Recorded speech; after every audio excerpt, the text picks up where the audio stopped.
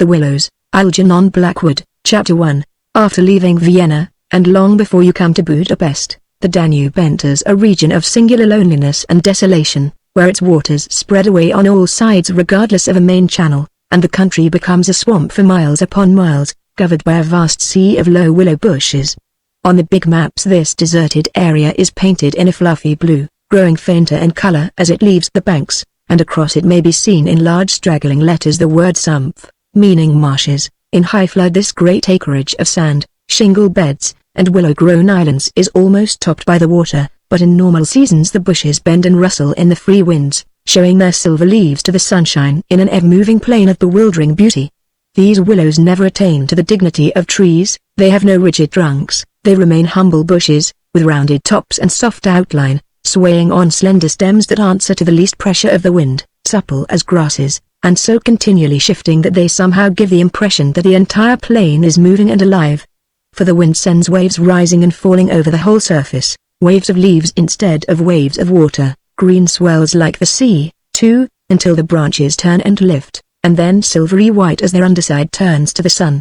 Happy to slip beyond the control of the stern banks, the Danube here wanders about at will among the intricate network of channels intersecting the islands everywhere with broad avenues down which the waters pour with a shouting sound, making whirlpools, eddies, and foaming rapids, tearing at the sandy banks, carrying away masses of shore and willow clumps, and forming new islands innumerably which shift daily in size and shape and possess at best an impermanent life, since the flood time obliterates their very existence. Properly speaking, this fascinating part of the river's life begins soon after leaving Pressburg, and we, in our Canadian canoe, with gypsy tent and frying pan on board, reached it on the crest of a rising flood about mid-July.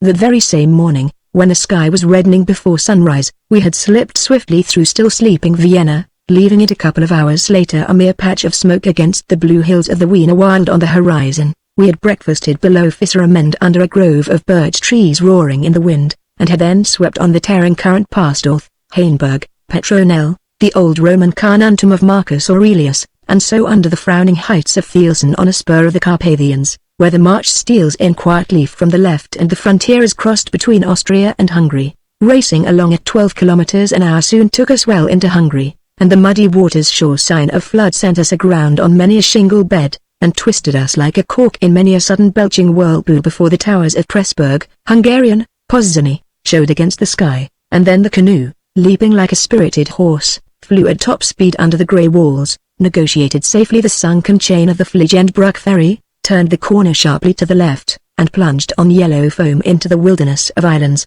sandbanks, and swampland beyond the land of the Willows. The change came suddenly, as when a series of bioscope pictures snaps down on the streets of a town and shifts without warning into the scenery of lake and forest. We entered the land of desolation on wings, and in less than half an hour there was neither boat nor fishing hut nor red roof, nor any single sign of human habitation and civilization within sight.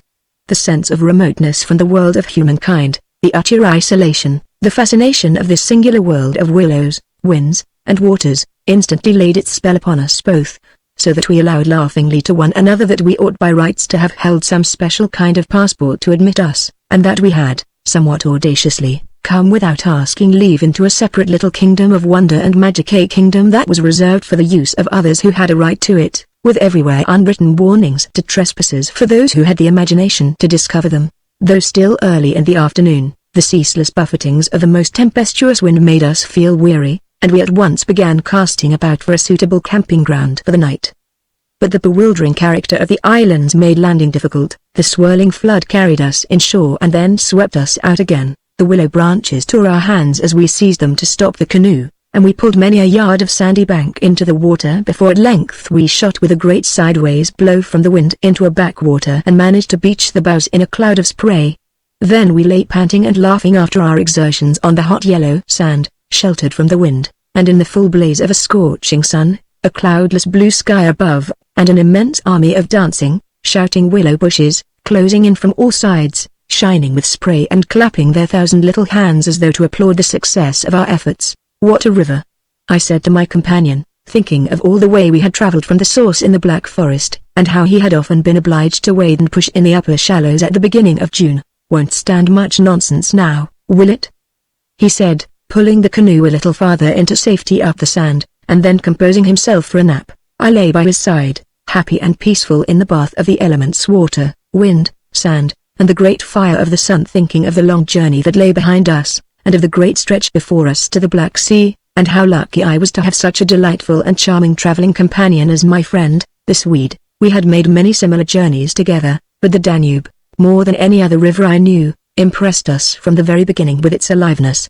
From its tiny bubbling entry into the world among the pinewood gardens of Donaueschingen, until this moment when it began to play the great river game of losing itself among the deserted swamps, unobserved, unrestrained, it had seemed to us like following the groan of some living creature.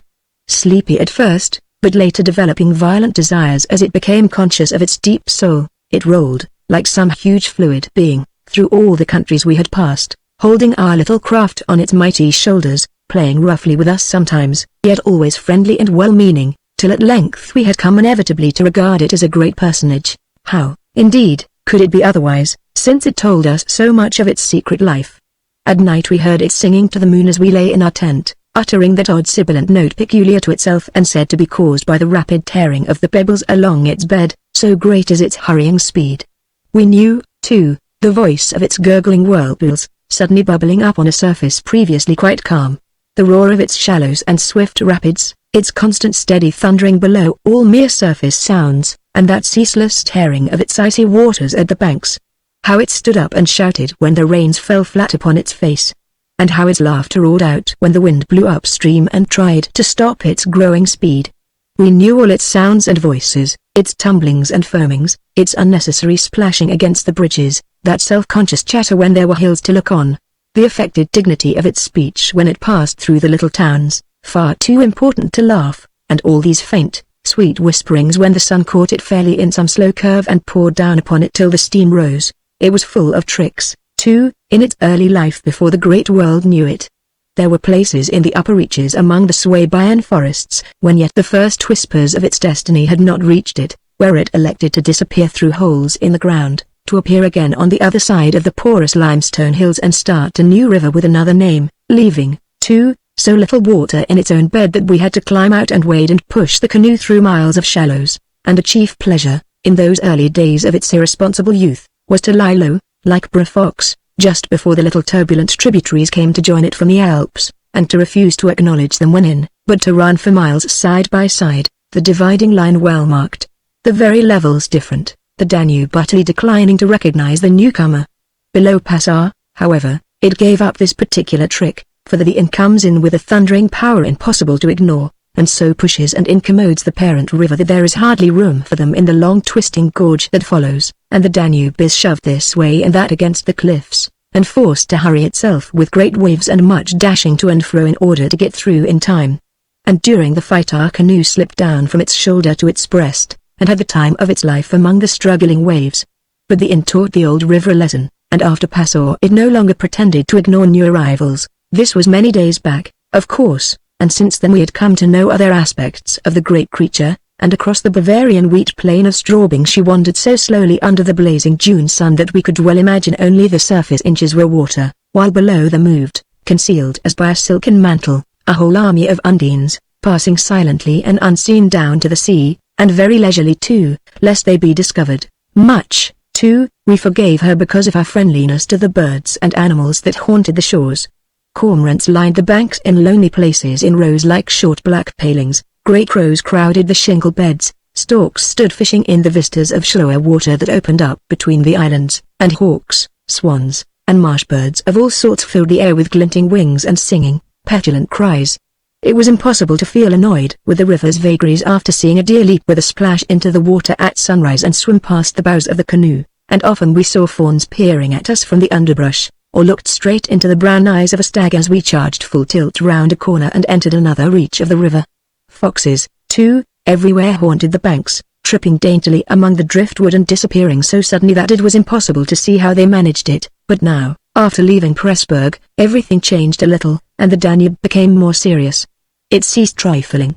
It was halfway to the Black Sea, within seeming distance almost of other, stranger countries where no tricks would be permitted or understood. It became suddenly grown up, and claimed our respect and even our awe.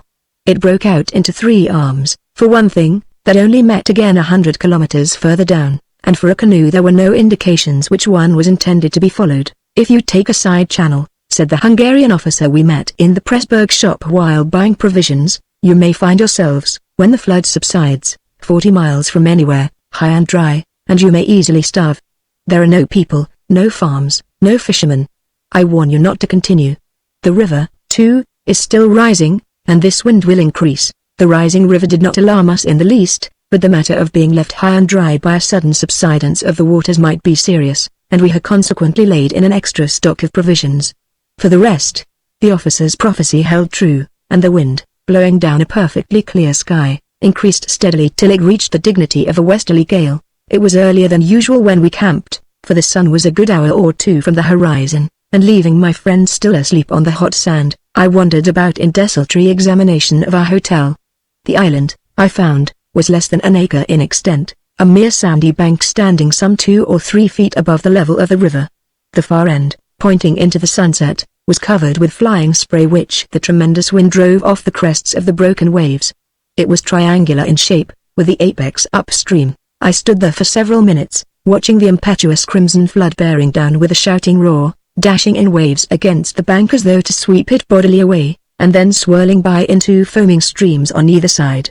The ground seemed to shake with the shock and rush, while the furious movement of the willow bushes as the wind poured over them increased the curious illusion that the island itself actually moved. Above, for a mile or two, I could see the great river descending upon me. It was like looking up the slope of a sliding hill, white with foam, and leaping up everywhere to show itself to the sun. The rest of the island was too thickly grown with willows to make walking pleasant, but I made the tour, nevertheless.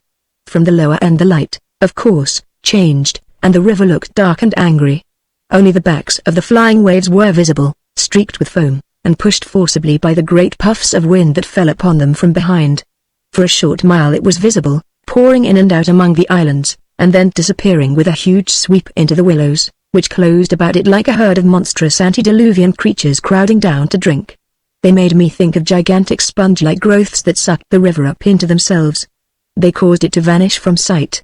They herded it together in such overpowering numbers. Altogether it was an impressive scene, with its utter loneliness, its bizarre suggestion, and as I gazed, long and curiously, a singular emotion began to stir somewhere in the depths of me.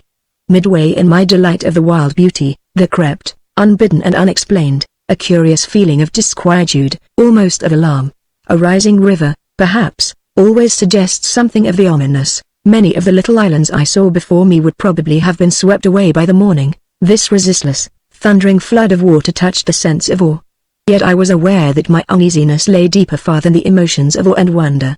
It was not that I felt, nor had it directly to do with the power of the driving wind, this shouting hurricane that might almost carry up a few acres of willows into the air and scatter them like so much chaff over the landscape. The wind was simply enjoying itself, for nothing rose out of the flat landscape to stop it, and I was conscious of sharing its great game with a kind of pleasurable excitement. Yet this novel emotion had nothing to do with the wind. Indeed, so vague was the sense of distress I experienced, that it was impossible to trace it to its source and deal with it accordingly, though I was aware somehow that it had to do with my realization of our utter insignificance before this unrestrained power of the elements about me. The huge grown river had something to do with it too, a vague, unpleasant idea that we had somehow trifled with these great elemental forces in whose power we lay helpless every hour of the day and night. For here, indeed, they were gigantically at play together, and the sight appealed to the imagination.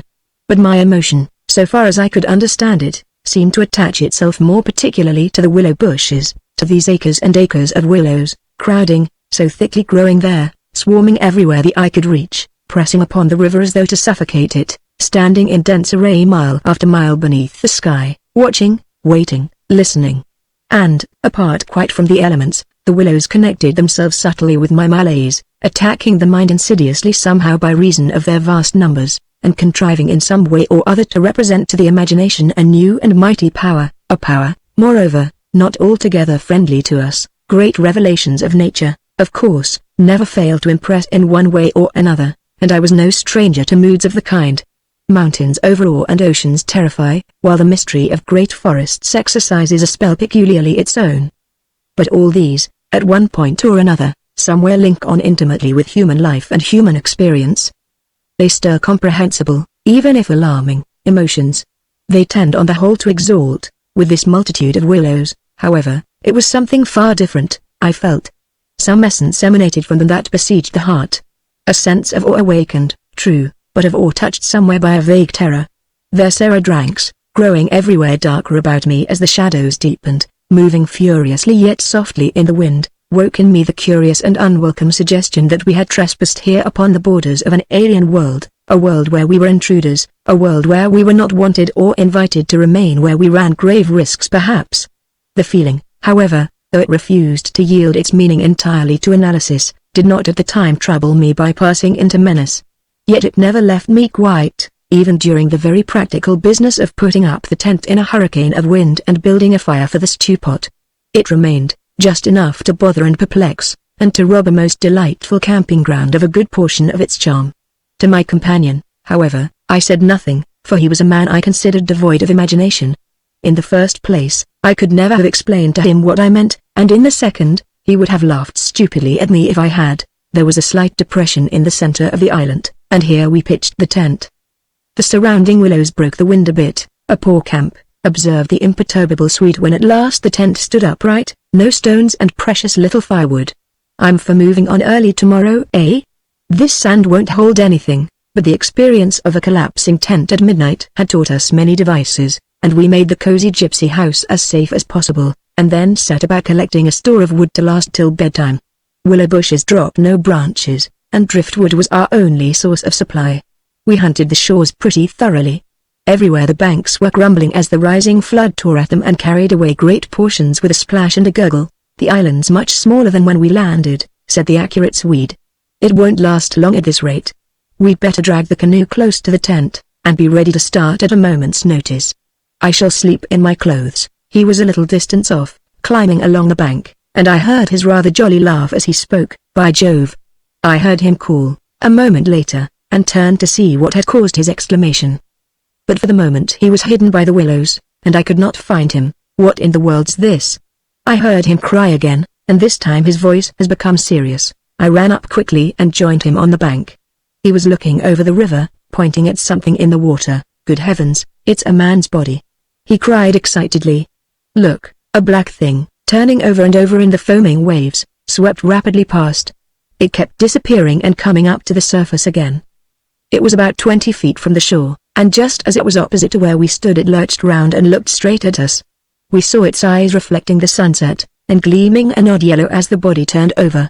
Then it gave a swift, gulping plunge, and dived out of sight in a flash. An otter, by gad!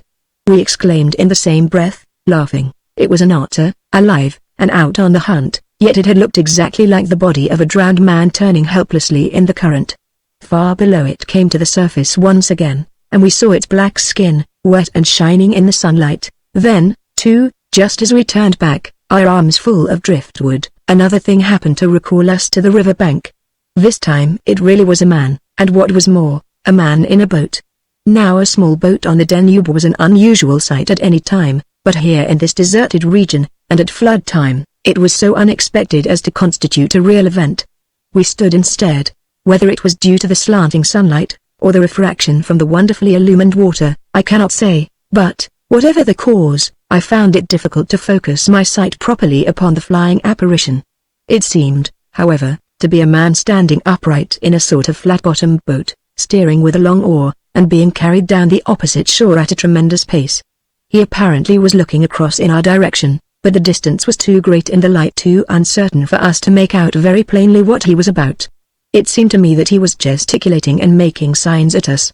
His voice came across the water to us shouting something furiously, but the wind drowned it so that no single word was audible.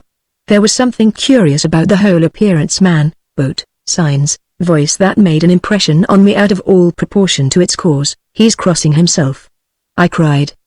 Look, he's making the sign of the cross. I believe you're right, the Swede said, shading his eyes with his hand and watching the man out of sight. He seemed to be gone in a moment, melting away down there into the sea of willows where the sun caught them in the bend of the river and turned them into a great crimson wall of beauty. Mist, too, had begun to ruse, so that the air was hazy. But what in the world is he doing at nightfall on this flooded river? I said, half to myself. Where is he going at such a time, and what did he mean by his signs and shouting?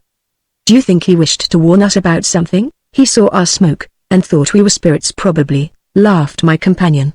These Hungarians believe in all sorts of rubbish. You remember the shopwoman at Pressburg warning us that no one ever landed here because it belonged to some sort of beings outside man's world.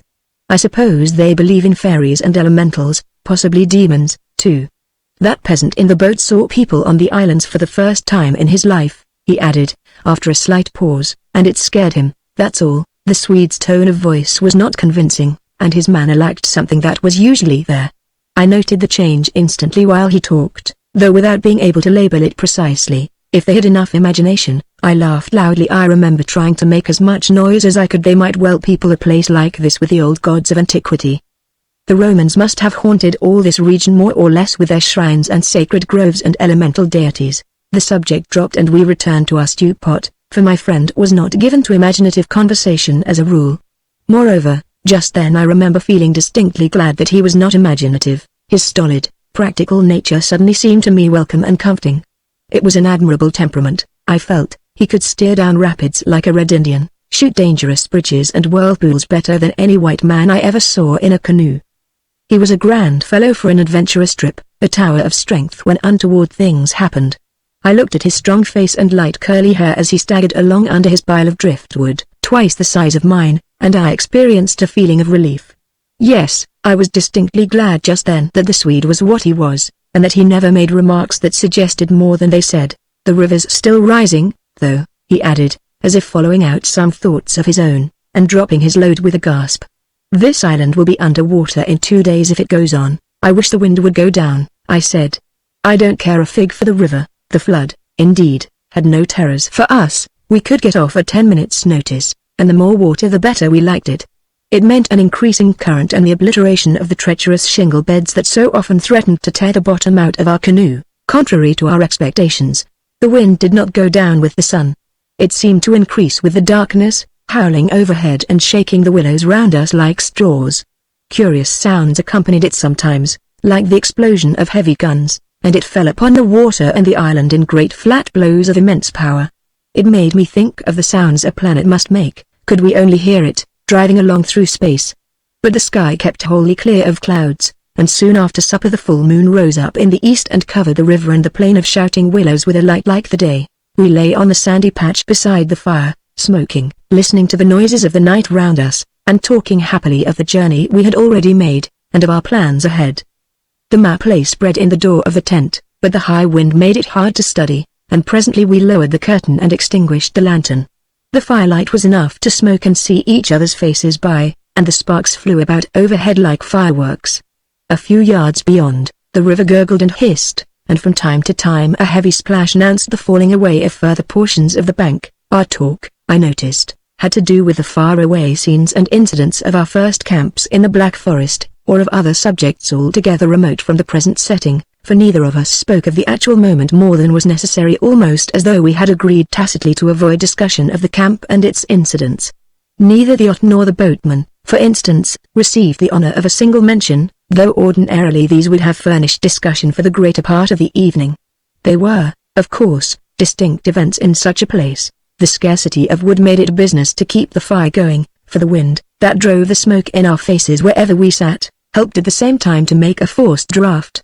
We took it in turn to make some foraging expeditions into the darkness, and the quantity the Swede brought back always made me feel that he took an absurdly long time finding it, for the fact was I did not care much about being left alone, and yet it always seemed to be my turn to grub about among the bushes or scramble along the slippery banks in the moonlight. The long day's battle with wind and water, such wind and such water ! Had tired us both, and an early bed was the obvious program. Yet neither of us made the move for the tent. We lay there, tending the fire, talking in desultory fashion, peering about us into the dense willow bushes, and listening to the thunder of wind and river. The loneliness of the place had entered our very bones, and silence seemed natural, for after a bit the sound of our voices became a trifle unreal and forced. Whispering would have been the fitting mode of communication, I felt, and the human voice, always rather absurd amid the roar of the elements, now carried with it something almost illegitimate. It was like talking out loud in church, or in some place where it was not lawful, perhaps not quite safe, to be overheard.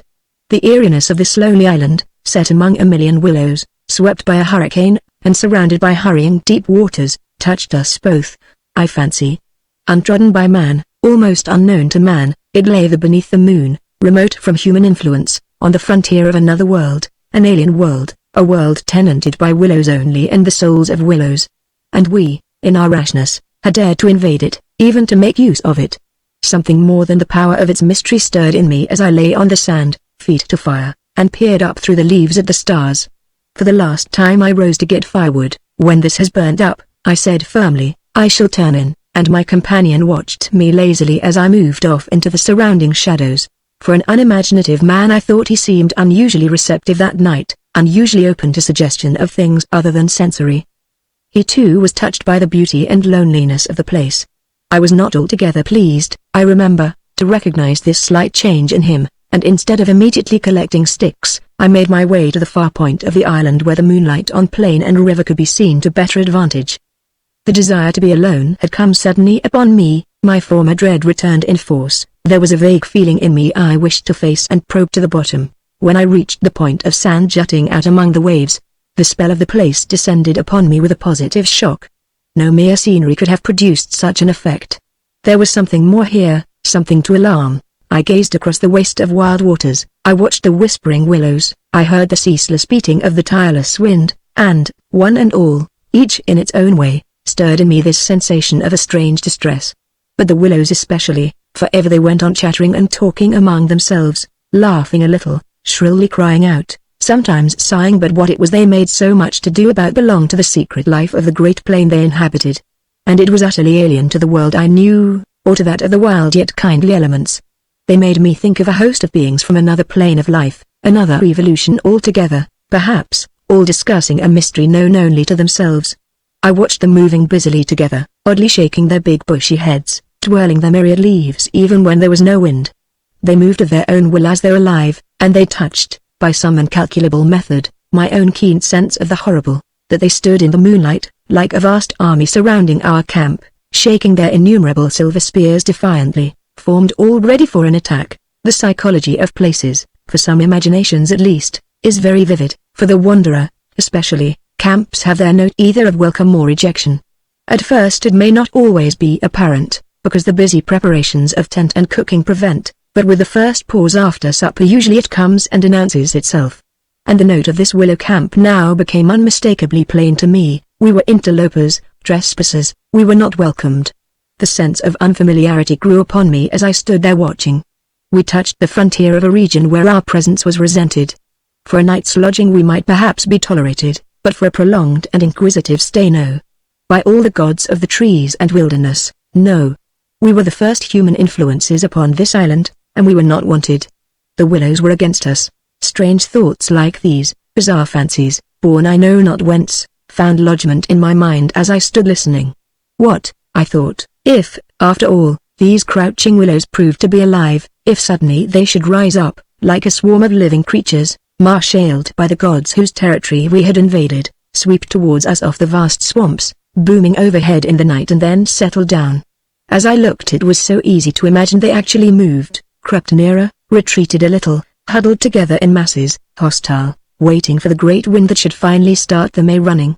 I could have sworn their aspect changed a little, and their ranks deepened and pressed more closely together. The melancholy shrill cry of a night bird sounded overhead, and suddenly I nearly lost my balance as the piece of bank I stood upon fell with a great splash into the river, undermined by the flood. I stepped back just in time, and went on hunting for firewood again, half laughing at the odd fancies that crowded so thickly into my mind and cast their spell upon me. I recalled the Swede's remark about moving on next day, and I was just thinking that I fully agreed with him, when I turned with a start and saw the subject of my thoughts standing immediately in front of me. He was quite close. The roar of the elements had covered his approach. Chapter 2. You've been gone so long, he shouted above the wind. I thought something must have happened to you, but there was that in his tone, and a certain look in his face as well, that conveyed to me more than his usual words, and in a flash I understood the real reason for his coming. It was because the spell of the place had entered his soul too, and he did not like being alone. River still rising, he cried, pointing to the flood in the moonlight, and the wind simply awful. He always said the same things, but it was the cry for companionship that gave the real importance to his words. Lucky, I cried back, our tent's in the hollow. I think it'll hold all right. I added something about the difficulty of finding wood, in order to explain my absence, but the wind caught my words and flung them across the river, so that he did not hear, but just looked at me through the branches, nodding his head. "Lucky if we get away without disaster," he shouted, or words to that effect, and I remember feeling half angry with him for putting the thought into words, for it was exactly what I felt myself. There was disaster impending somewhere, and the sense of presentiment lay unpleasantly upon me. We went back to the fire and made a final blaze, poking it up with our feet. We took a last look round. But for the wind the heat would have been unpleasant. I put this thought into words, and I remember my friend's reply struck me oddly, that he would rather have the heat, the ordinary July weather, than this diabolical wind. Everything was snug for the night, the canoe lying turned over beside the tent, with both yellow paddles beneath her, the provision sack hanging from the willow stem, and the washed-up dishes removed to a safe distance from the fire, all ready for the morning meal. We smothered the embers of the fire with sand, and then turned in. The flap of the tent door was up, and I saw the branches and the stars and the white moonlight. The shaking willows and the heavy buffetings of the wind against our taut little house were the last things I remembered as sleep came down and covered all with its soft and delicious forgetfulness. Suddenly I found myself lying awake, peering from my sandy mattress through the door of the tent. I looked at my watch pinned against the canvas, and saw by the bright moonlight that it was past 12 o'clock, the threshold of a new day, and I had therefore slept a couple of hours. The Swede was asleep still beside me. The wind howled as before. Something plucked at my heart and made me feel afraid. There was a sense of disturbance in my immediate neighborhood. I sat up quickly and looked out. The trees were swaying violently to and fro as the gusts smote them, but our little bit of green canvas lay snugly safe in the hollow, for the wind passed over it without meeting enough resistance to make it vicious. The feeling of disquietude did not pass, however, and I crawled quietly out of the tent to see if our belongings were safe. I moved carefully so as not to waken my companion. A curious excitement was on me. I was halfway out, kneeling on all fours, when my eye first took in that the tops of the bushes opposite, with their moving tracery of leaves, made shapes against the sky. I sat back on my haunches and stared. It was incredible, surely, but there, opposite and slightly above me, were shapes of some indeterminate sort among the willows, and as the branches swayed in the wind they seemed to group themselves about these shapes, forming a series of monstrous outlines that shifted rapidly beneath the moon. Close, about 50 feet in front of me, I saw these things. My first instinct was to waken my companion, that he too might see them. But something made me hesitate. Their sudden realization, probably, that I should not welcome corroboration, and meanwhile I crouched there staring in amazement with smarting eyes. I was wide awake. I remember saying to myself that I was not dreaming. They first became properly visible, these huge figures, just within the tops of the bushes, immense, bronze-colored, moving, and wholly independent of the swaying of the branches.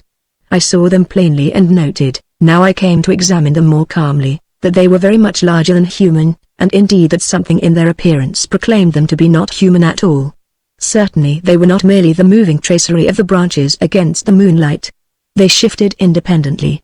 They rose upwards in a continuous stream from earth to sky, vanishing utterly as soon as they reached the dark of the sky.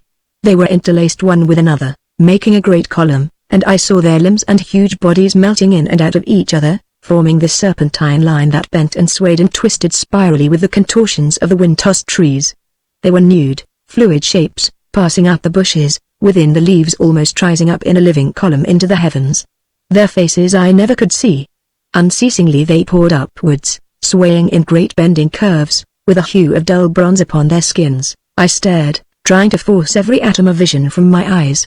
For a long time I thought they must every moment disappear and resolve themselves into the movements of the branches and prove to be an optical illusion.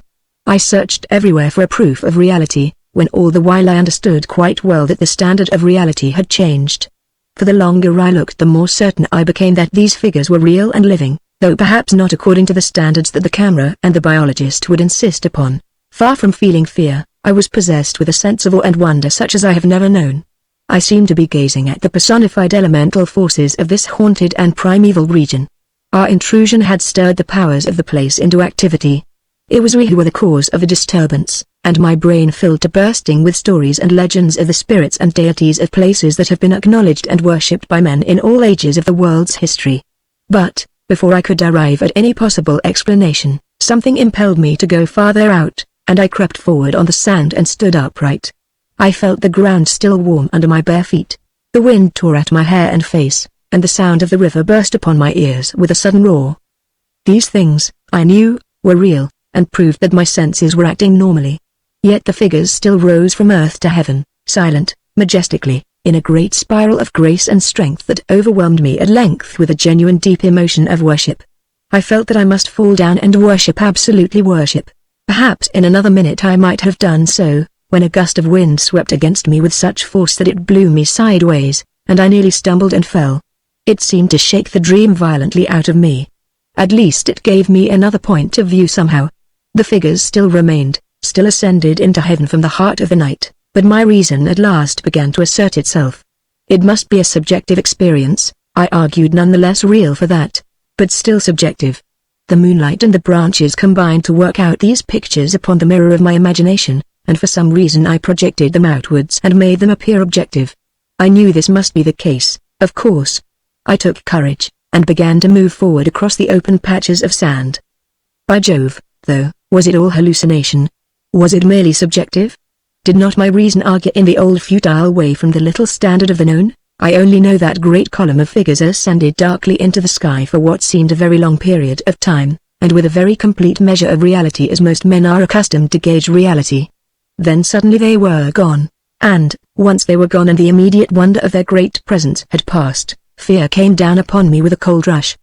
The esoteric meaning of this lonely and haunted region suddenly flamed up within me, and I began to tremble dreadfully.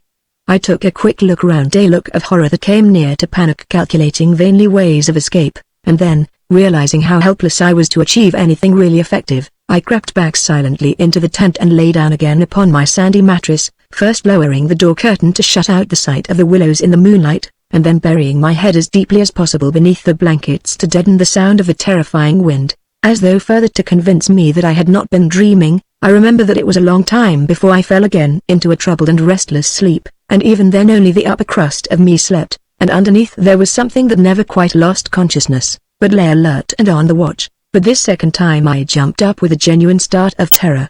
It was neither the wind nor the river that woke me, but the slow approach of something that caused the sleeping portion of me to grow smaller and smaller till at last it vanished altogether, and I found myself sitting bolt upright listening. Outside there was a sound of multitudinous little patterings. They had been coming, I was aware, for a long time, and in my sleep they had first become audible. I sat there nervously wide awake as though I had not slept at all.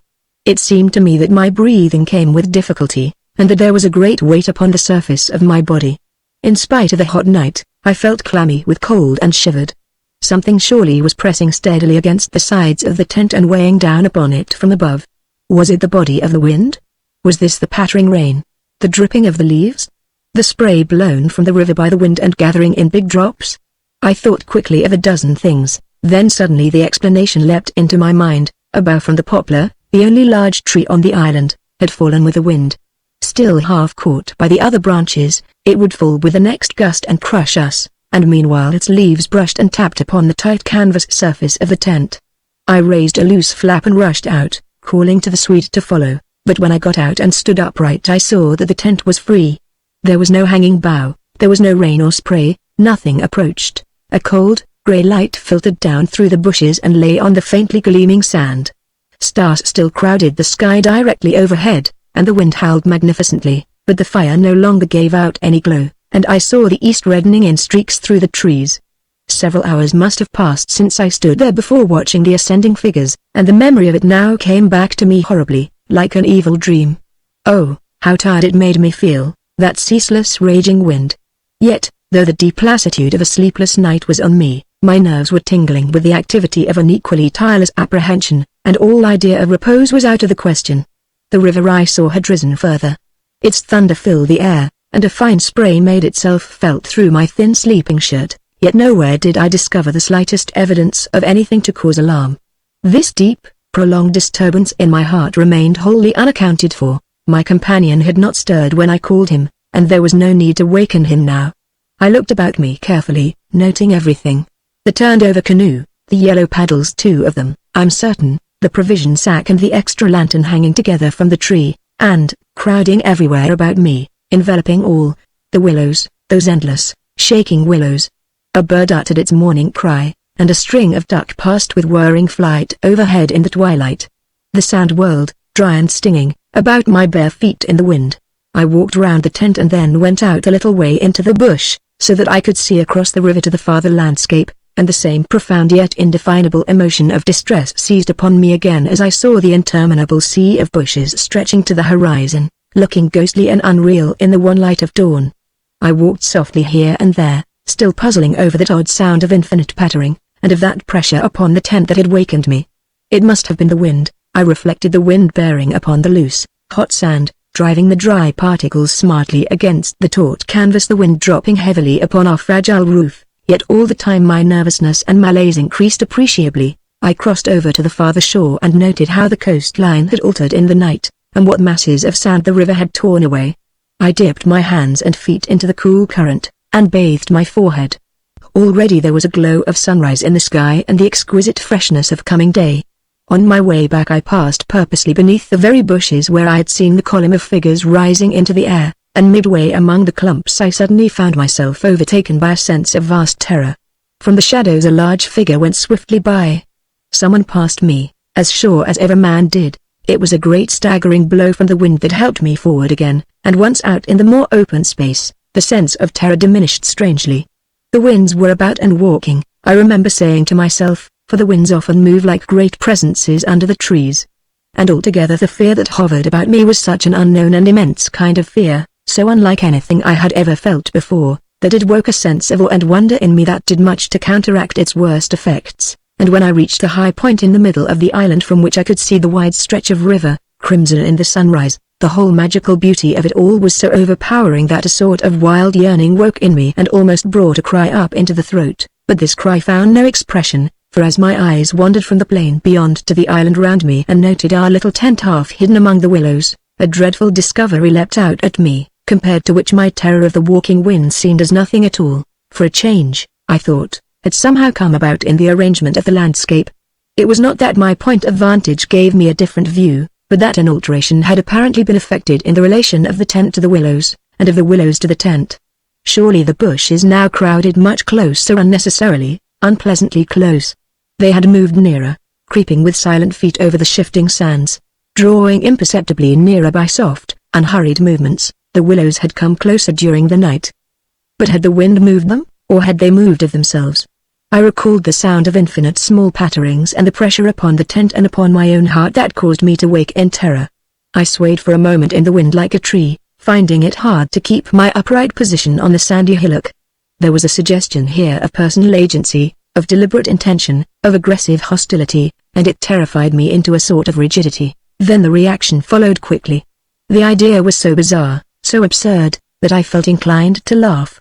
But the laughter came no more readily than the cry, for the knowledge that my mind was so receptive to such dangerous imaginings brought the additional terror that it was through our minds and not through our physical bodies that the attack would come, and was coming.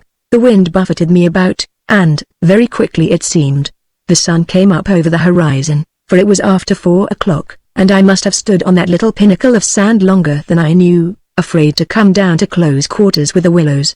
I returned quietly, creepily, to the tent, first taking another exhaustive look round and yes, I confess it, making a few measurements. I paced out on the warm sand the distances between the willows and the tent, making a note of the shortest distance particularly. I crawled stealthily into my blankets.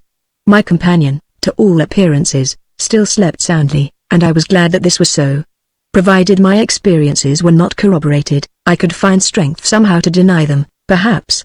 With the daylight I could persuade myself that it was all a subjective hallucination, a fantasy of the night, a projection of the excited imagination. Nothing further came in to disturb me, and I fell asleep almost at once, utterly exhausted, yet still in dread of hearing again that weird sound of multitudinous pattering, or of feeling the pressure upon my heart that had made it difficult to breathe. The sun was high in the heavens when my companion woke me from a heavy sleep and announced that the porridge was cooked and there was just time to bathe. The grateful smell of frizzling bacon entered the tent door. "River still rising," he said, "and several islands out in midstream have disappeared altogether. Our own island's much smaller. Any wood left?" I asked sleepily.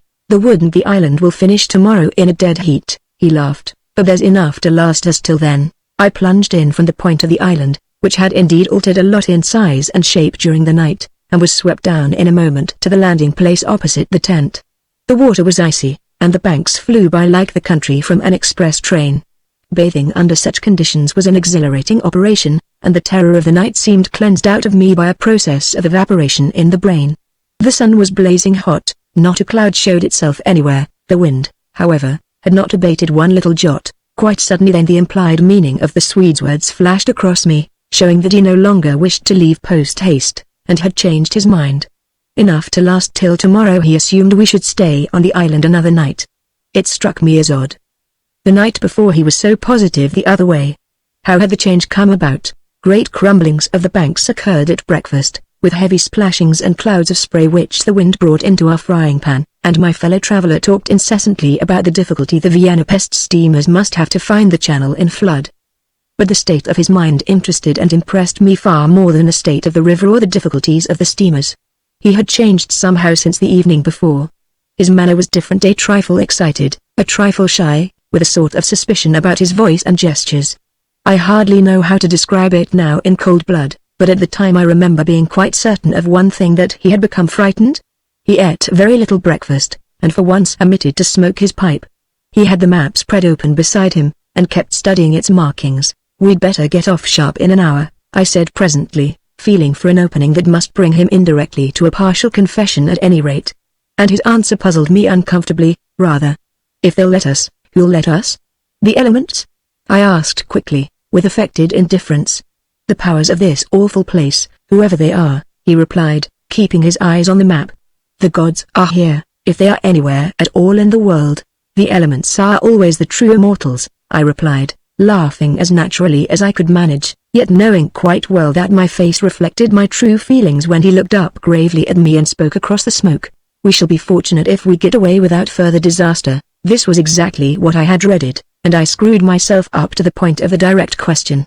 It was like agreeing to allow the dentist to extract the tooth. It had to come anyhow in the long run, and the rest was all pretense. Further disaster. "Why, what's happened?" "For one thing, the steering paddle's gone," he said quietly. "The steering paddle gone?" I repeated, greatly excited, for this was our rudder, and the Danube in flood without a rudder was suicide.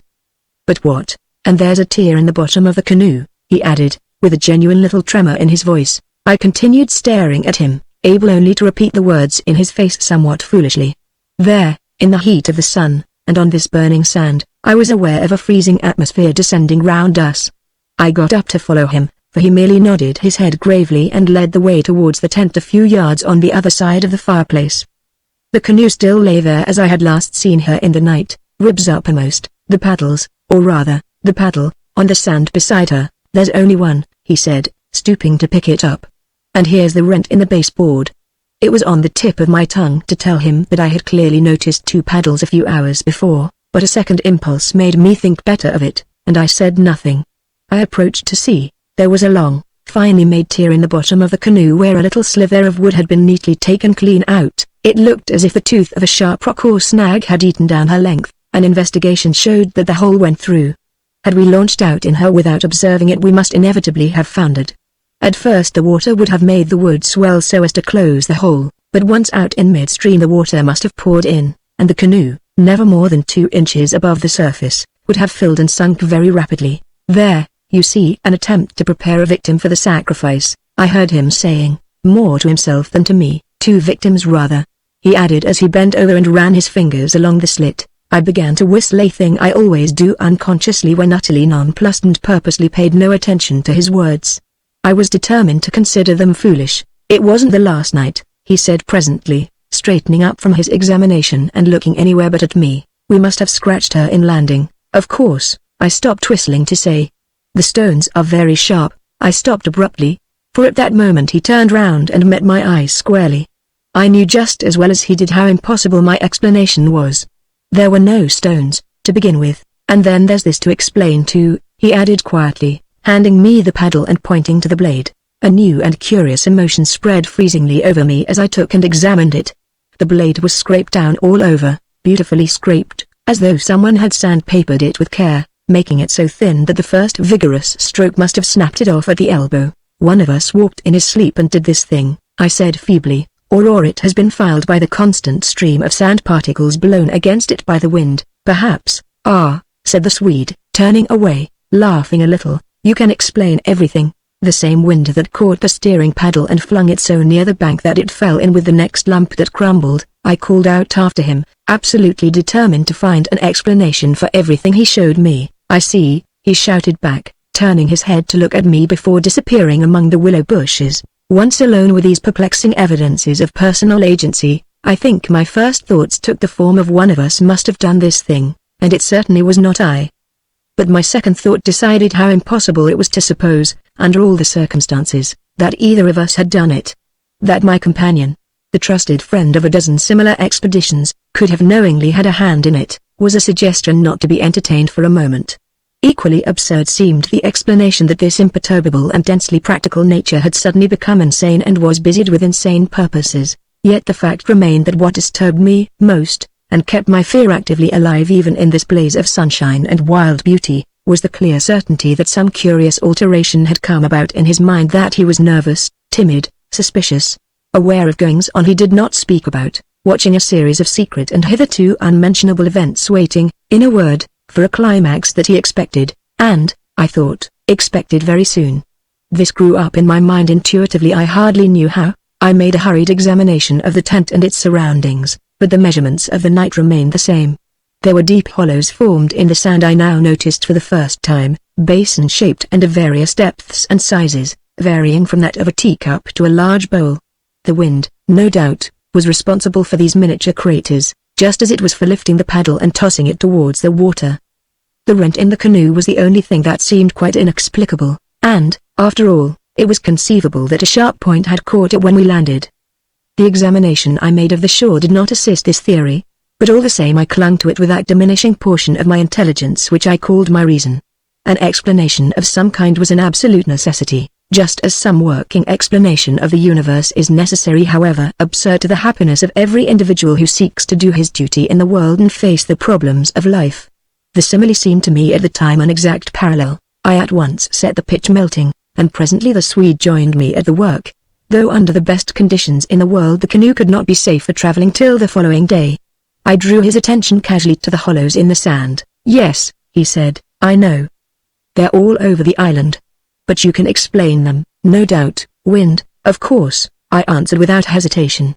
Have you never watched those little whirlwinds in the street that twist and twirl everything into a circle? This sounds loose enough to yield, that's all. He made no reply, and we worked on in silence for a bit. I watched him surreptitiously all the time, and I had an idea he was watching me. He seemed, too, to be always listening attentively to something I could not hear, or perhaps for something that he expected to hear, for he kept turning about and staring into the bushes, and up into the sky, and out across the water where it was visible through the openings among the willows. Sometimes he even put his hand to his ear and held it there for several minutes. He said nothing to me, however, about it, and I asked no questions. And meanwhile, as he mended that torn canoe with the skill and address of a Red Indian, I was glad to notice his absorption in the work, for there was a vague dread in my heart that he would speak of the changed aspect of the willows. And, if he had noticed that, my imagination could no longer be held a sufficient explanation of it. Chapter 3. At length, after a long pause, he began to talk. Queer thing, he added in a hurried sort of voice, as though he wanted to say something and get it over. Queer thing. I mean, about that otter last night. I had expected something so totally different that he caught me with surprise, and I looked up sharply. Shows how lonely this place is. Otters are awfully shy things. I don't mean that, of course, he interrupted. I mean, did you think it really was an otter? What else, in the name of heaven, what else? You know, I saw it before you did, and at first it seemed so much bigger than an otter. The sunset as you looked upstream magnified it, or something, I replied. He looked at me absently a moment, as though his mind were busy with other thoughts. It had such extraordinary yellow eyes, he went on half to himself. That was the sun too, I laughed, a trifle boisterously. I suppose you'll wonder next if that fellow in the boat. I suddenly decided not to finish the sentence. He was in the act again of listening, turning his head to the wind, and something in the expression of his face made me halt. The subject dropped, and we went on with our caulking. Apparently he had not noticed my unfinished sentence. 5 minutes later, however, he looked at me across the canoe, the smoking pitch in his hand, his face exceedingly grave. I did rather wonder, if you want to know, he said slowly, what that thing in the boat was. I remember thinking at the time it was not a man. The whole business seemed to rise quite suddenly out of the water. I laughed again boisterously in his face, but this time there was impatience, and a strain of anger too, in my feeling. "Look here now," I cried, "this place is quite queer enough without going out of our way to imagine things.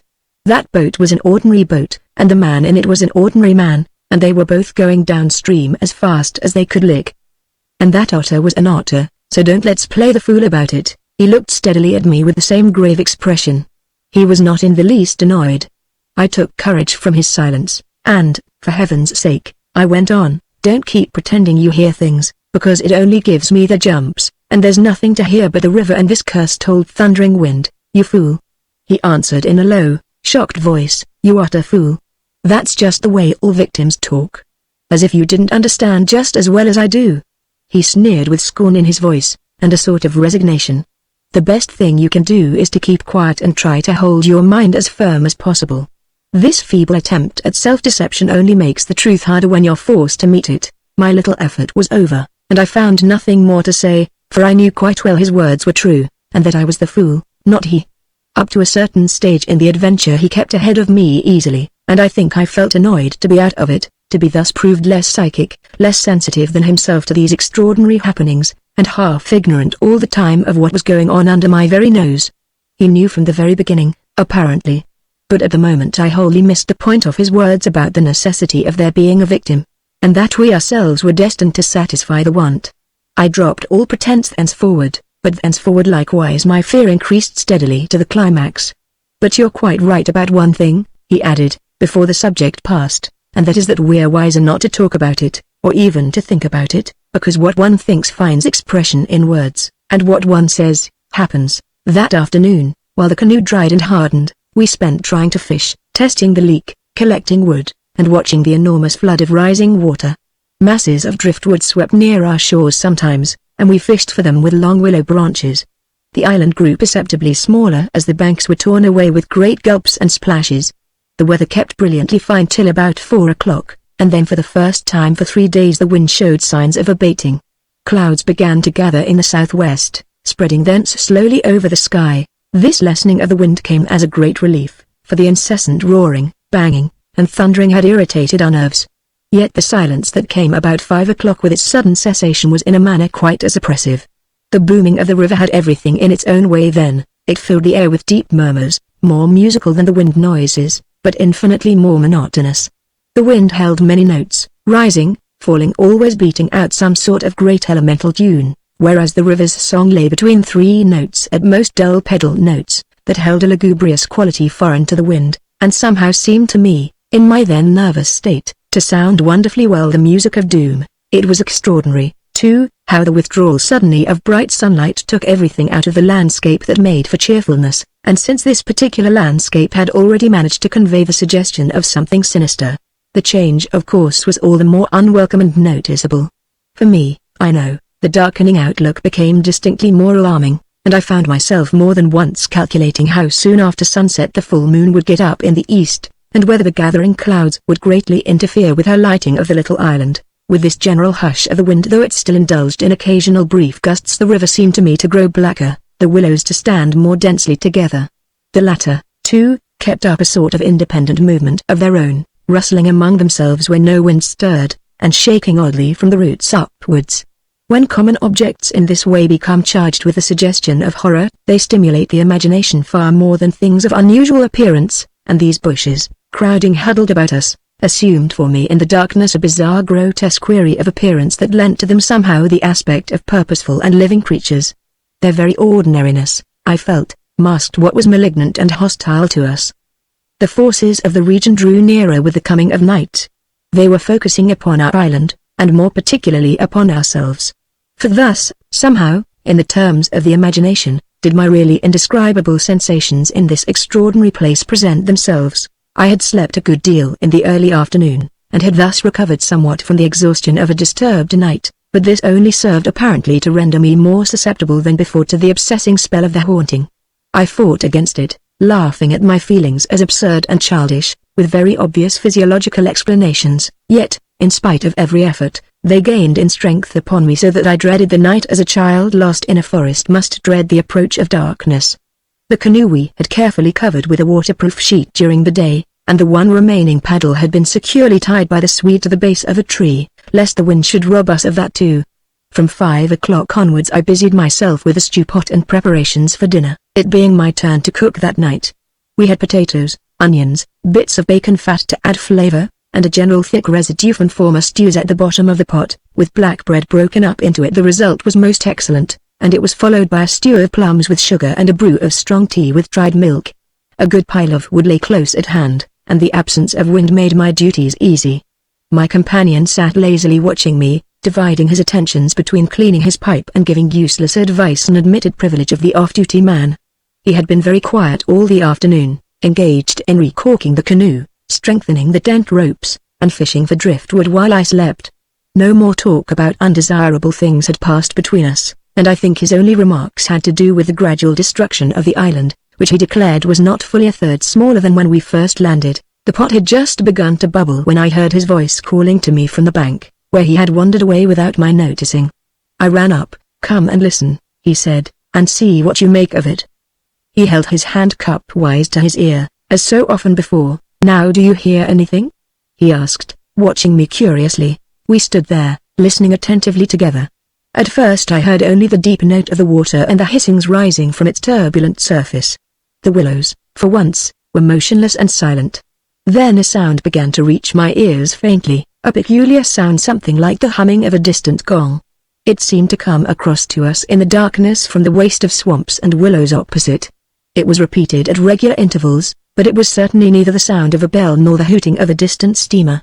I can liken it to nothing so much as to the sound of an immense gong, suspended far up in the sky, repeating incessantly its muffled metallic note, soft and musical, as it was repeatedly struck. My heart quickened as I listened. "I've heard it all day," said my companion. "While you slept this afternoon it came all round the island. I hunted it down, but could never get near enough to see to localize it correctly. Sometimes it was overhead, and sometimes it seemed under the water. Once or twice, too, I could have sworn it was not outside at all, but within myself. You know the way a sound in the fourth dimension is supposed to come." I was too much puzzled to pay much attention to his words. I listened carefully, striving to associate it with any known familiar sound I could think of, but without success. It changed in the direction, too, coming nearer, and then sinking utterly away into remote distance. I cannot say that it was ominous in quality, because to me it seemed distinctly musical, yet I must admit it set going a distressing feeling that made me wish I had never heard it. "The wind blowing in those sand funnels," I said, determined to find an explanation, "or the bushes rubbing together after the storm perhaps." "It comes off the whole swamp," my friend answered. "It comes from everywhere at once." He ignored my explanations. "It comes from the willow bushes somehow." "But now the wind has dropped," I objected. "The willows can hardly make a noise by themselves, can they?" His answer frightened me, first because I had dreaded it, and secondly, because I knew intuitively it was true. "It is because the wind has dropped we now hear it. It was drowned before. It is the cry, I believe, of there." I dashed back to my fire, warned by the sound of bubbling that the stew was in danger, but determined at the same time to escape further conversation. I was resolute, if possible, to avoid the exchanging of views. I dreaded, too, that he would begin about the gods, or the elemental forces, or something else disquieting, and I wanted to keep myself well in hand for what might happen later.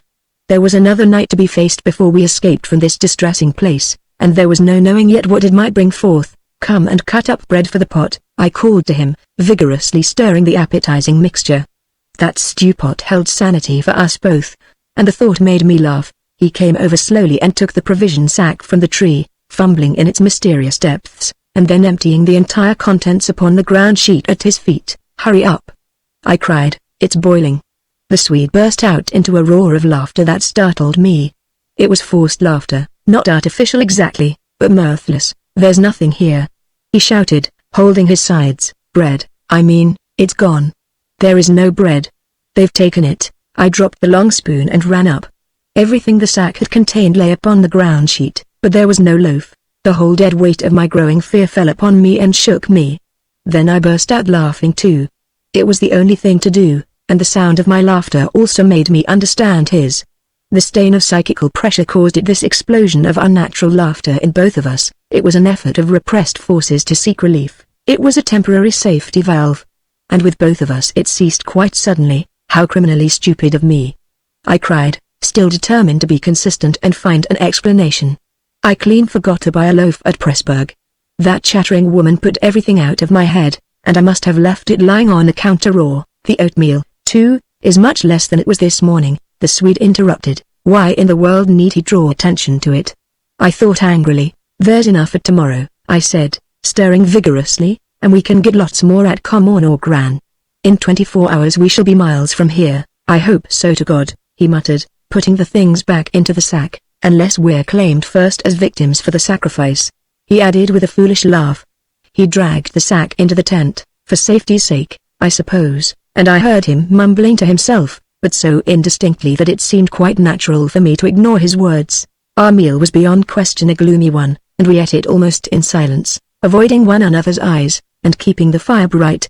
Then we washed up and prepared for the night, and, once smoking, our minds unoccupied with any definite duties, the apprehension I had felt all day long became more and more acute. It was not then active fear, I think, but the very vagueness of its origin distressed me far more than if I had been able to tick it and face it squarely. The curious sound I have likened to the note of a gong became now almost incessant, and filled the stillness of the night with a faint, continuous ringing rather than a series of distinct notes. At one time it was behind and at another time in front of us. Sometimes I fancied it came from the bushes on our left, and then again from the clumps on our right.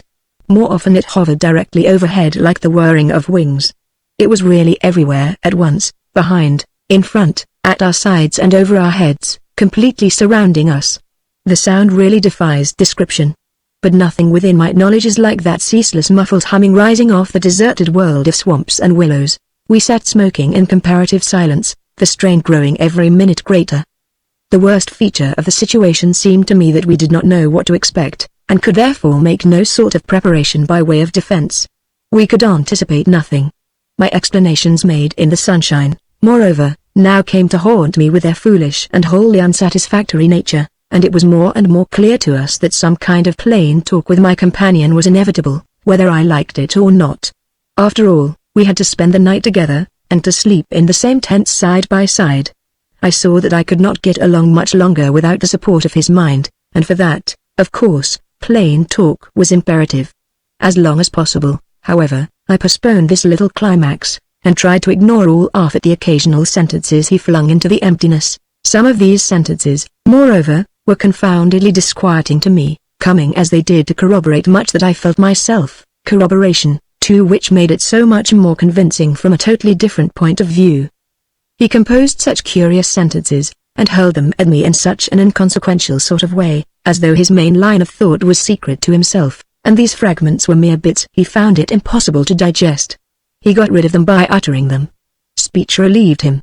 It was like being sick. There are things about us, I'm sure, that make for disorder, disintegration, destruction, our destruction, he said once, while the fire blazed between us.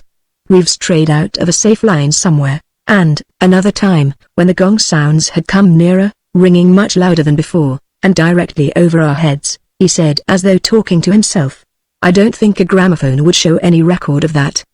The sound doesn't come to me by the ears at all.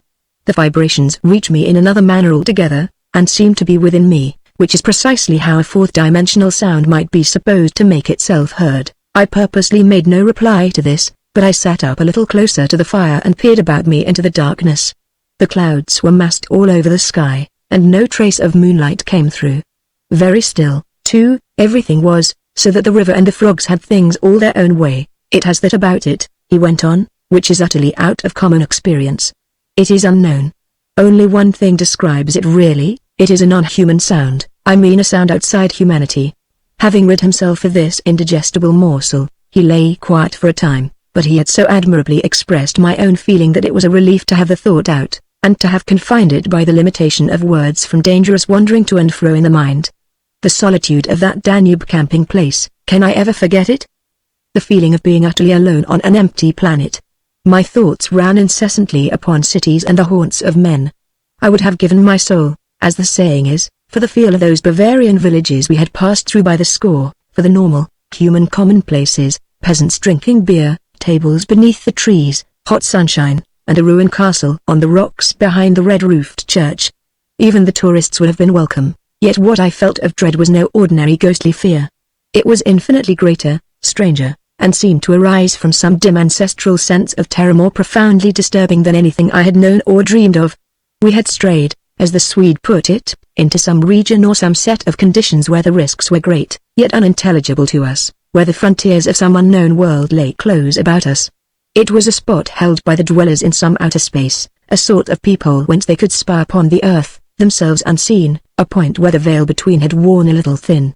As the final result of too long a sojourn here, we should be carried over the border and deprived of what we called our lives, yet by mental, not physical, processes. In that sense, as he said, we should be the victims of our adventure sacrifice. It took us in different fashion, each according to the measure of his sensitiveness and powers of resistance. I translated it vaguely into a personification of the mightily disturbed elements, investing them with the horror of a deliberate and malefic purpose, resentful of our audacious intrusion into their breeding place, whereas my friend threw it into the unoriginal form at first of a trespass on some ancient shrine, some place where the old gods still held sway, where the emotional forces of former worshippers still clung, and the ancestral portion of him yielded to the old pagan spell. At any rate, here was a place unpolluted by men, kept clean by the winds from coarsening human influences, a place where spiritual agencies were within reach and aggressive. Never, before or since, have I been so attacked by indescribable suggestions of a beyond region, of another scheme of life, another revolution not parallel to the human. And in the end our minds would succumb under the weight of the awful spell, and we should be drawn across the frontier into their world. Small things testified to the amazing influence of the place, and now in the silence round the fire they allowed themselves to be noted by the mind. The very atmosphere had proved itself a magnifying medium to distort every indication. The otter rolling in the current, the hurrying boatman making signs, the shifting willows, one and all had been robbed of its natural character, and revealed in something of its other aspect as it existed across the border to that other region. And this changed aspect I felt was now not merely to me, but to the race. The whole experience whose verge we touched was unknown to humanity at all. It was a new order of experience, and in the true sense of the word unearthly. It's the deliberate, calculating purpose that reduces one's courage to zero, the Swede said suddenly, as if he had been actually following my thoughts. Otherwise imagination might count for much. But the paddle, the canoe, the lessening food, haven't I explained all that once? I interrupted viciously. You have, he answered dryly, you have indeed. He made other remarks too, as usual, about what he called the plain determination to provide a victim, but, having now arranged my thoughts better, I recognized that this was simply the cry of his frightened soul against the knowledge that he was being attacked in a vital part, and that he would be somehow taken or destroyed. The situation called for a courage and calmness of reasoning that neither of us could compass, and I have never before been so clearly conscious of two persons in me, the one that explained everything, and the other that laughed at such foolish explanations, yet was horribly afraid. Meanwhile, in the pitchy night the fire died down and the wood pile grew small. Neither of us moved to replenish the stock, and the darkness consequently came up very close to our faces. A few feet beyond the circle of firelight it was inky black. Occasionally a stray puff of wind set the willows shivering about us, but apart from this not very welcome sound a deep and depressing silence reigned, broken only by the gurgling of the river and the humming in the air overhead. We both missed, I think, the shouting company of the winds. At length, at a moment when a stray puff prolonged itself as though the wind were about to rise again, I reached the point for me of saturation, the point where it was absolutely necessary to find relief in plain speech, or else to betray myself by some hysterical extravagance that must have been far worse in its effect upon both of us. I kicked the fire into a blaze, and turned to my companion abruptly. He looked up with a start. I can't disguise it any longer, I said. I don't like this place, and the darkness, and the noises, and the awful feelings I get. There's something here that beats me utterly. I'm in a blue funk, and that's the plain truth. If the other shore was different, I swear I'd be inclined to swim for it. The Swede's face turned very white beneath the deep tan of sun and wind. He stared straight at me and answered quietly, but his voice betrayed his huge excitement by its unnatural calmness. For the moment, at any rate, he was the strong man of the two. He was more phlegmatic, for one thing. It's not a physical condition we can escape from by running away, he replied, in the tone of a doctor diagnosing some grave disease. We must sit tight and wait. There are forces close here that could kill a herd of elephants in a second as easily as you or I could squash a fly. Our only chance is to keep perfectly still. Our insignificance perhaps may save us." I put a dozen questions into my expression of face, but found no words. It was precisely like listening to an accurate description of a disease whose symptoms had puzzled me. I mean that so far, although aware of our disturbing presence, they have not found us, not located us, as the Americans say, he went on. They're blundering about like men hunting for a leak of gas. The paddle and canoe and provisions prove that. I think they feel us, but cannot actually see us. We must keep our minds quiet, it's our minds they feel. We must control our thoughts, or it's all up with us. Death, you mean? I stammered. I see with the horror of his suggestion. Worse by far, he said. Death, according to one's belief, means either annihilation or release from the limitations of the senses, but it involves no change of character. You don't suddenly alter just because the body's gone. But this means a radical alteration, a complete change, a horrible loss of oneself by substitution, far worse than death, and not even annihilation. We happen to have camped in a spot where their region touches ours, where the veil between has worn thin horrors. He was using my very own phrase, my actual words, so that they are aware of our being in their neighborhood. But who are aware? I asked. I forgot the shaking of the willows in the windless calm, the humming overhead, everything except that I was waiting for an answer that I dreaded more than I can possibly explain. He lowered his voice at once to reply, leaning forward a little over the fire, an indefinable change in his face that made me avoid his eyes and look down upon the ground. All my life, he said, I have been strangely, vividly conscious of another region not far removed from our own world in one sense, yet wholly different in kind, where great things go on unceasingly, where immense and terrible personalities hurry by, intent on vast purposes compared to which earthly affairs, the rise and fall of nations, the destinies of empires, the fate of armies and continents, are all as dust in the balance. Vast purposes, I mean, that deal directly with the soul, and not indirectly with more expressions of the soul. I suggest just now I began, seeking to stop him, feeling as though I was face to face with a madman. But he instantly overbore me with his torrent that had to come. You think, he said, it is the spirit of the elements, and I thought perhaps it was the old gods. But I tell you now it is neither. These would be comprehensible entities, for they have relations with men, depending upon them for worship or sacrifice, whereas these beings who are now about us have absolutely nothing to do with mankind, and it is mere chance that their space happens just at this spot to touch our own. The mere conception, which his words somehow made so convincing, as I listened to them there in the dark stillness of that lonely island, set me shaking a little all over. I found it impossible to control my movements. And what do you propose? I began again. A sacrifice, a victim, might save us by distracting them until we could get away, he went on, just as the wolves stopped to devour the dogs and give the sleigh another start. But I see no chance of any other victim now. I stared blankly at him. The gleam in his eye was dreadful. Presently he continued, Chapter 4, It's the Willows, of course. The Willows mask the others, but the others are feeling about for us. If we let our minds betray our fear, we're lost, lost utterly. He looked at me with an expression so calm, so determined, so sincere, that I no longer had any doubts as to his sanity. He was as sane as any man ever was. If we can hold out through the night, he added, we may get off in the daylight unnoticed, or rather, undiscovered. But you really think a sacrifice would? That gong-like humming came down very close over our heads as I spoke, but it was my friend's scared face that really stopped my mouth. Hush, he whispered, holding up his hand. Do not mention them more than you can help. Do not refer to them by name. To name is to reveal, it is the inevitable clue, and our only hope lies in ignoring them, in order that they may ignore us, even in thought. He was extraordinarily agitated, especially in thought. Our thoughts make spirals in their world. We must keep them out of our minds at all costs if possible. I raked the fire together to prevent the darkness having everything its own way. I never longed for the sun as I longed for it then in the awful blackness of that summer night. Were you awake all last night? He went on suddenly. I slept badly a little after dawn, I replied evasively, trying to follow his instructions, which I knew instinctively were true, but the wind, of course, I know. But the wind won't account for all the noises. Then you heard it too? The multiplying countless little footsteps I heard, he said, adding, after a moment's hesitation, and that other sound, you mean above the tent, and the pressing down upon us of something tremendous, gigantic? He nodded significantly. It was like the beginning of a sort of inner suffocation. I said, partly, yes. It seemed to me that the weight of the atmosphere had been altered, had increased enormously, so that we should have been crushed, and that, I went on, determined to have it all out, pointing upwards where the gong-like note hummed ceaselessly, rising and falling like wind. What do you make of that? It's their sound, he whispered gravely.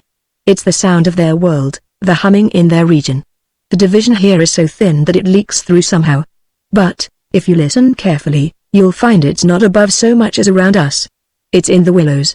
It's the willows themselves humming, because here the willows have been made symbols of the forces that are against us. I could not follow exactly what he meant by this, yet the thought and idea in my mind were beyond question the thought and idea in his. I realized what he realized, only with less power of analysis than his. It was on the tip of my tongue to tell him at last about my hallucination of the ascending figures and the moving bushes, when he suddenly thrust his face again close into mine across the firelight and began to speak in a very earnest whisper. He amazed me by his calmness and pluck, his apparent control of the situation.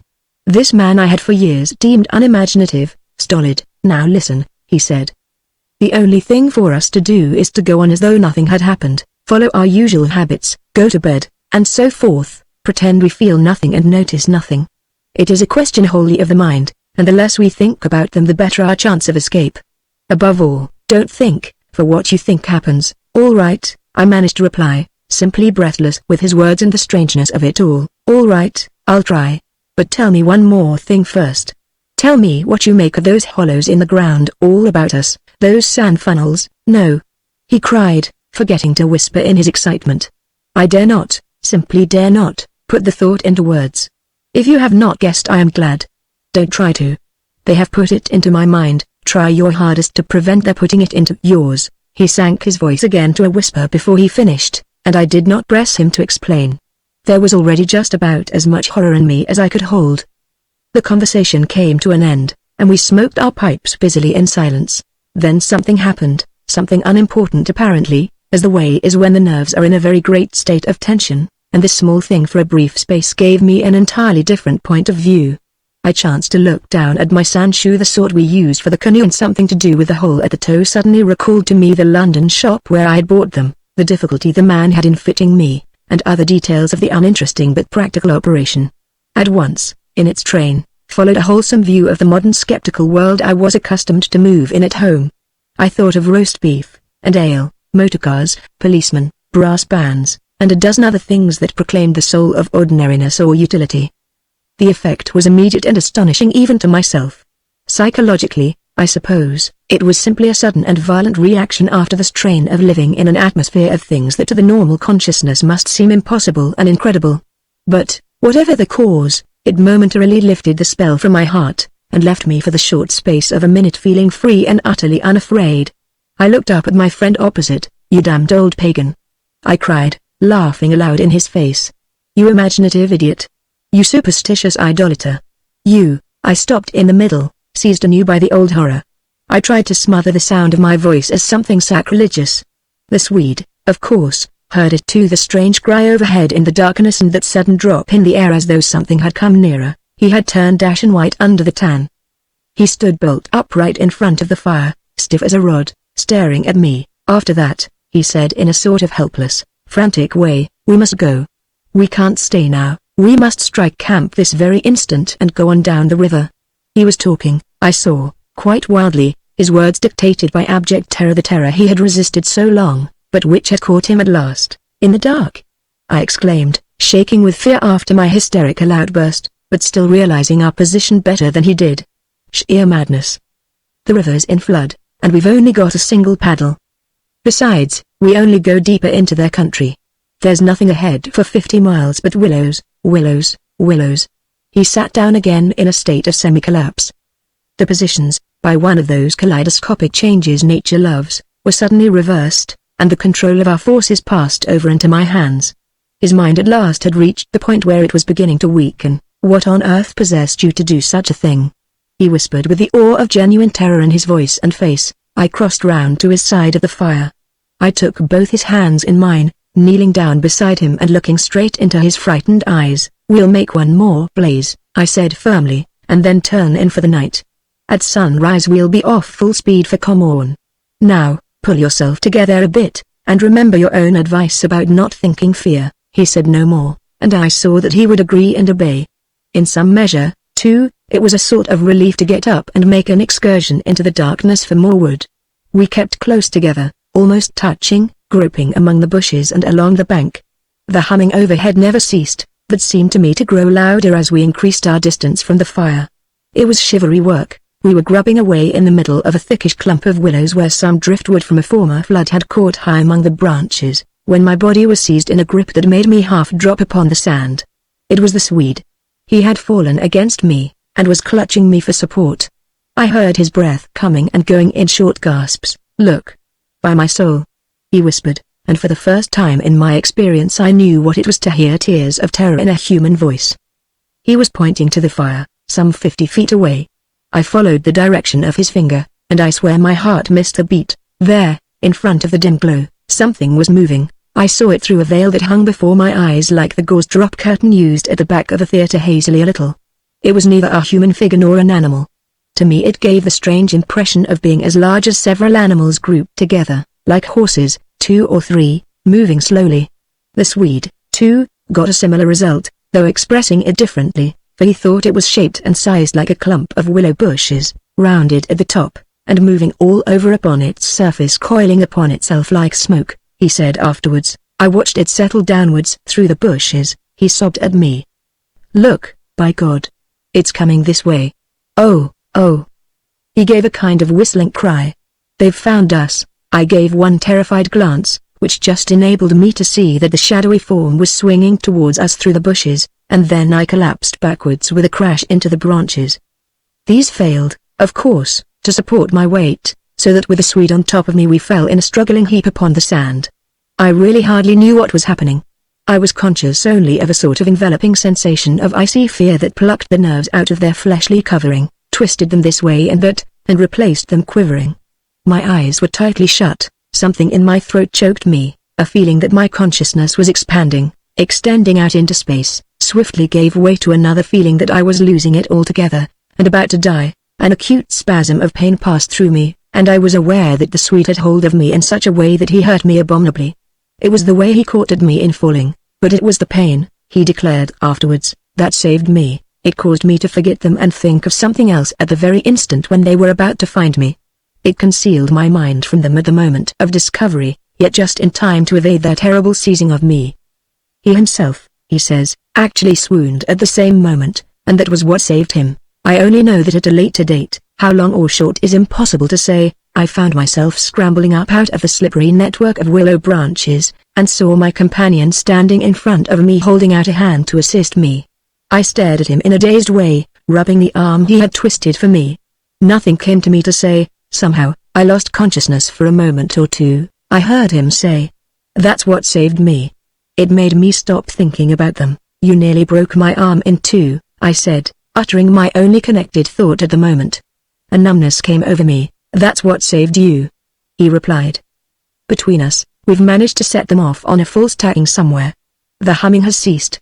It's gone for the moment at any rate." A wave of hysterical laughter seized me again, and this time spread to my friend two great healing gusts of shaking laughter that brought a tremendous sense of relief in their train. We made our way back to the fire and put the wood on so that it blazed at once. Then we saw that the tent had fallen over and lay in a tangled heap upon the ground. We picked it up, and during the process tripped more than once and caught our feet in sand. "It's those sand funnels," exclaimed the Swede, when the tent was up again and the firelight lit up the ground for several yards about us. "And look at the size of them. All round the tent and about the fireplace where we had seen the moving shadows there were deep funnel-shaped hollows in the sand, exactly similar to the ones we had already found over the island, only far bigger and deeper, beautifully formed, and wide enough in some instances to admit the whole of my foot and leg." Neither of us said a word. We both knew that sleep was the safest thing we could do, and to bed we went accordingly without further delay, having first thrown sand on the fire and taken the provision sack and the paddle inside the tent with us. The canoe, too, we propped in such a way at the end of the tent that our feet touched it, and the least motion would disturb and wake us. In case of emergency, too, we again went to bed in our clothes, ready for a sudden start. It was my firm intention to lie awake all night and watch, but the exhaustion of nerves and body decreed otherwise, and sleep after a while came over me with a welcome blanket of oblivion. The fact that my companion also slept quickened its approach. At first he fidgeted and constantly sat up, asking me if I heard this or heard that. He tossed about on his cork mattress, and said the tent was moving and the river had risen over the point of the island, but each time I went out to look I returned with the report that all was well, and finally he grew calmer and lay still.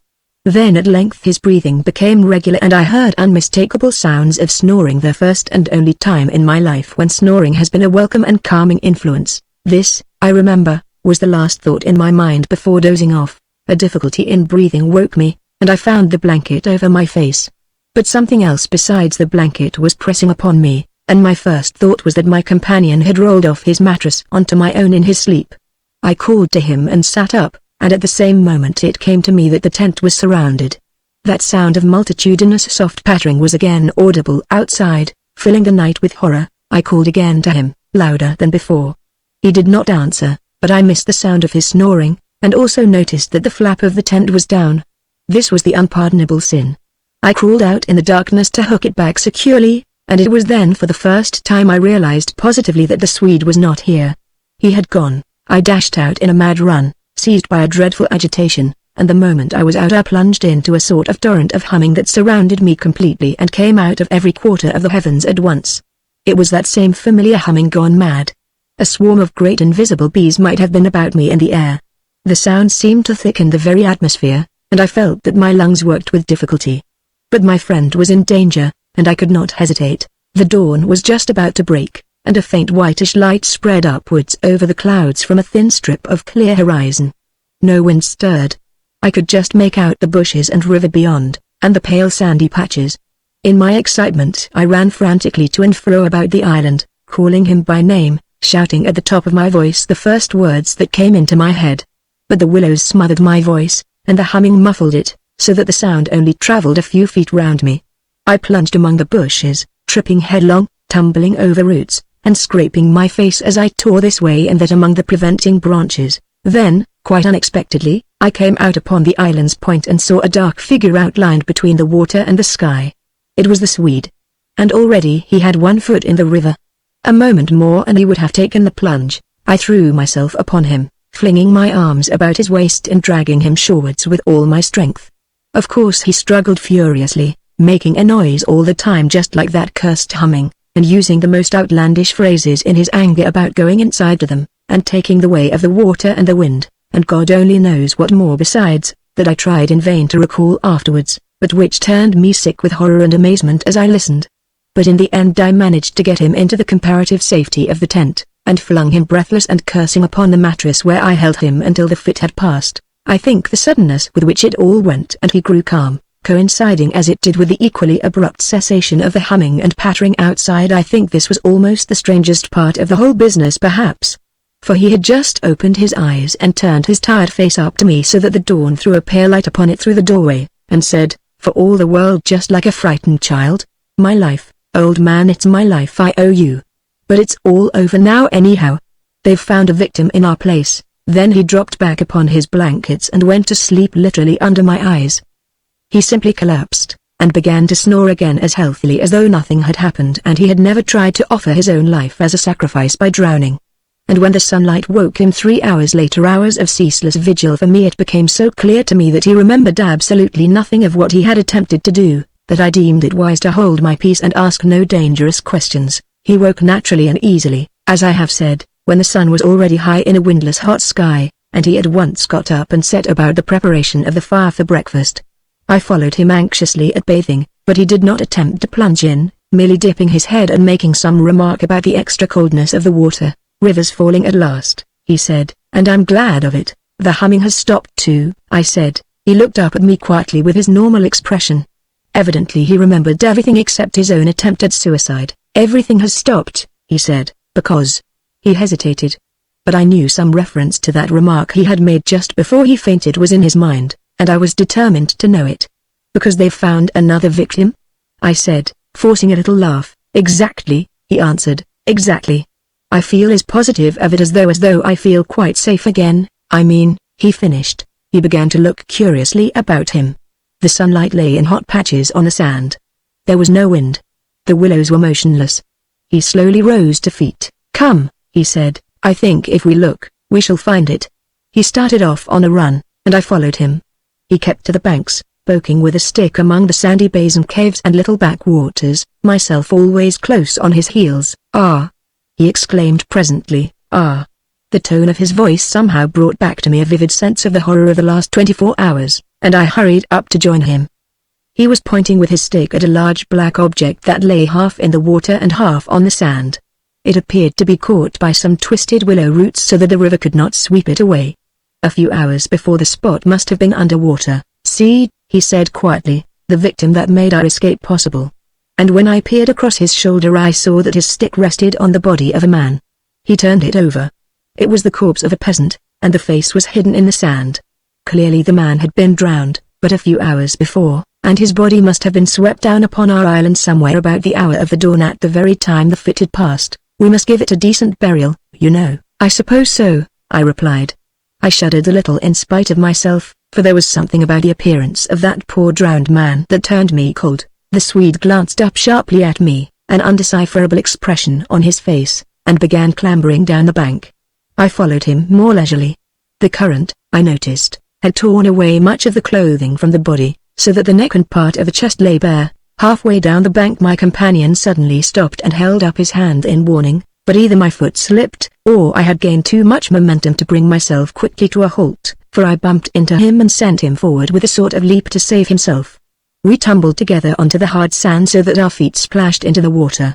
And, before anything could be done, we had collided a little heavily against the corpse. The Swede uttered a sharp cry, and I sprang back as if I had been shot. At the moment we touched the body there rose from its surface the loud sound of humming, the sound of several hummings which passed with a vast commotion as of winged things in the air about us and disappeared upwards into the sky, growing fainter and fainter till they finally ceased in the distance.